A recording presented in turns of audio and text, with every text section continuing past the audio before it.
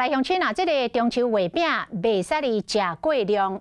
台南一个50外岁男性真爱食这个两人酥，一地散一地，安尼袂得咯，不到起痛搁来吐。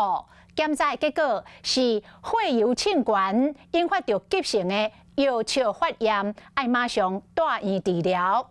医生讲，这两人酥这类传统的点心，每一粒的热量400到600卡，一天唔通食超过2粒。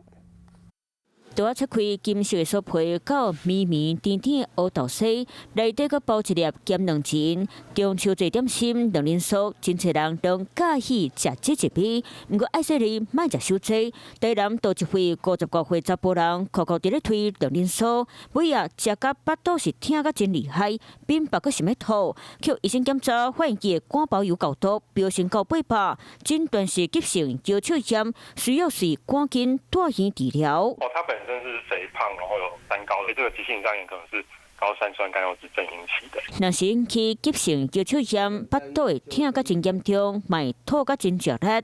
若无赶紧治疗，可能互真侪器官害起，效果会真惨。啊，若亲像两人酥这类卡路里真悬、油济、糖搁济中秋点心，逐工上好莫食超过2粒。每颗月饼热量你会发现都可能高达400到600大卡。